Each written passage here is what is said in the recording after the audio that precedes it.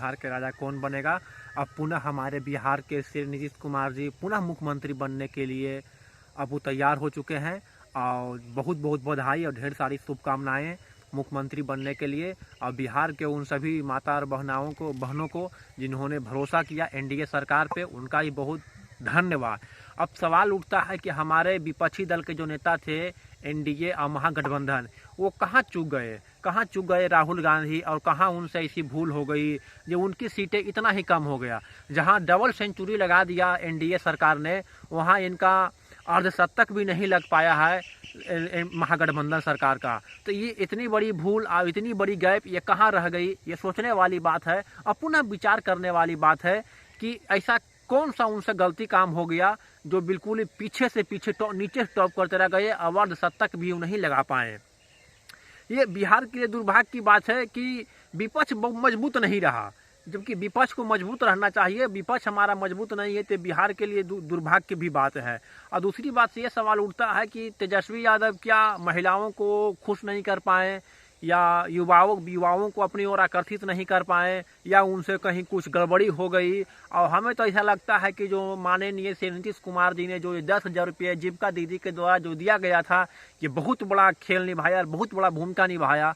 और हमारे बिहार में ये तो बात बिल्कुल ही तय है कि नीतीश कुमार जी के द्वारा बिहार में महिलाओं को बहुत सुरक्षा और सिक्योर महसूस किया गया है। और उन्होंने सरकारी नौकरी में महिलाओं को 35% का आरक्षण जो प्रदान किया, तब से हमारी बिहार की महिलाएं बहुत आगे बढ़ चुकी है। अब बिहार की महिलाओं का शिक्षा व्यवस्था भी धीरे धीरे, शिक्षा रेशियो हमारा बढ़ रहा है, इससे महिलाओं उन पर बहुत ज़्यादा भरोसा करते हैं।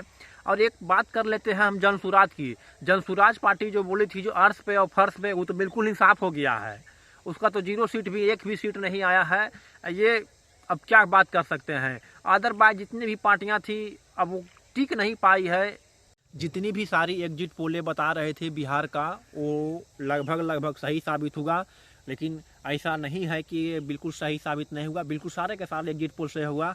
और दूसरी बात ये रखता है कि बीजेपी के जितने भी ब्रांडेड नेता थे वो बिहार चुनाव में दमखम मचा के रख दिया उन्होंने। और बहुत ज़्यादा वहाँ उत्तर प्रदेश से योगी आदित्यनाथ आ गए थे गया जी जिला में प्रचार प्रसार करने के लिए। मध्य प्रदेश के सीएम साहब मोहन यादव भी आ गए थे बिहार में प्रचार प्रसार करने के लिए। असम के हेमंत बिस्वा शर्मा भी आ गए थे।